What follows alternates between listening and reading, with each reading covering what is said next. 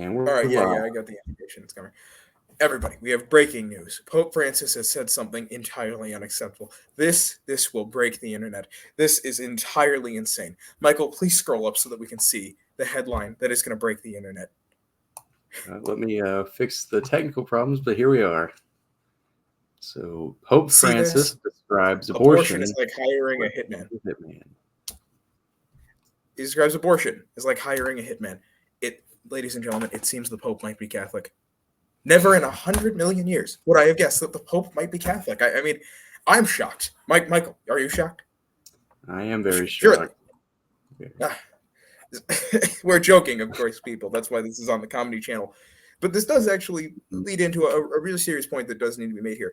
This is an example of the kind of statements from Pope Francis the media tends not to let you see. Pope Francis is far more orthodox than most people give him credit for. He's made clear and direct statements on the issue of abortion. He's made clear and direct statements on the issue of gender ideology. He's made clear and direct statements on a wide variety of issues. He's not perfect on everything, but most of the time he comes out with very deeply orthodox theological takes like this. People need to learn, and this was a point I was kind of making to Michael before we started recording. They need to learn to go to their local officials rather than the media when it comes to understanding church teaching. Because most of the time, when it comes to misrepresentations of Pope Francis, they're translating the Pope from a language other than English through the guise of a secular media interpretation of what he's saying. And it creates some really uncharitable takes on his writing. I mean, in this case, we see a man that has a deep conviction to the truth of the value of human life. A person who regards abortion as a moral evil equivalent to murder. That is who we're seeing depicted here. And that's Pope Francis at his core. But if you were to ask the average person on the street, they'd probably think Pope Francis is the liberal pope, the hippie pope. I mean, a couple of months ago, I was watching an interview on NPR where this young teenager was out there. It's like, oh, Pope Francis, he's changed the Catholic Church's stance on so many things relating to gender and sexuality and family. And I'm like, my poor sister in Christ, who are you going to for your information? Where are you getting this? Let's Who's not name telling any you this? names. Is NPR? I don't know. I legitimately don't know. But that's the problem is that people, they don't know what the Pope is saying, mostly because the Pope isn't making that many English statements. And then on top of that, they're not looking for the good. They're always looking for the bad.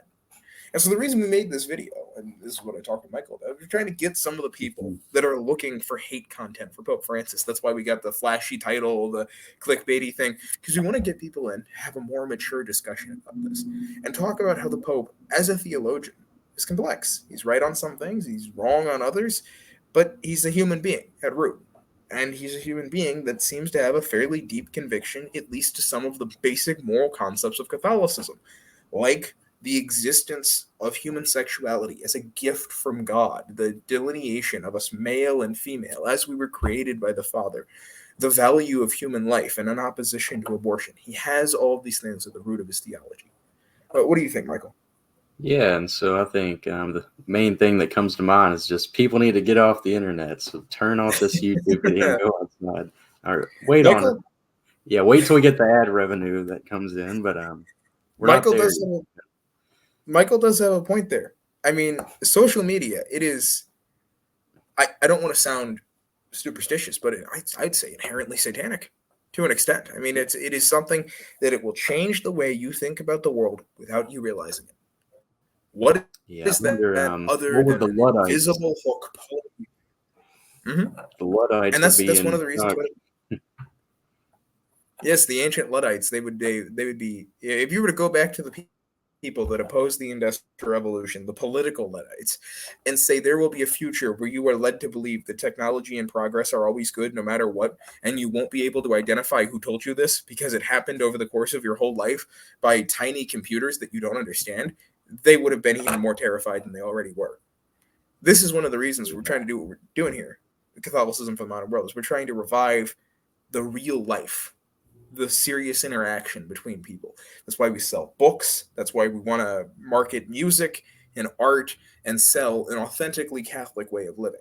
Because we think Catholicism is a religion for the real world, not merely the modern world, the real world. And it's a religion which calls us away from these satanic sources of distraction that would have the average person thinking a man who thinks that abortion is like hiring a hitman is a modernist heretic that doesn't care about killing children. The kind of slanderous debauchery and calumny that is modern media production and modern social media. Yeah, I think it's just like we go back to the medieval perspective. They didn't think much about the Pope just because they didn't hear about the Pope that often. And that's what we need to return to. I think then you had more corrupt popes. You had popes out there doing horrible stuff, and still, like the average person, it didn't concern them. They didn't know about it. It's like we just have to live our lives, live in the real world, and don't let these outer things concern us. And like news-wise, if it's important, you'll hear about it. So like delete the CNN app off your phone, delete the Fox News app. If it's important, you'll hear about it from your neighbors. So that gives you a lot of peace. Like I don't think I've heard many things from my family or from my neighbors about what the Pope has said. So therefore, nothing the Pope has said has been that important or that controversial. So yeah, I think that's all my thoughts on the matter. Any last words, James?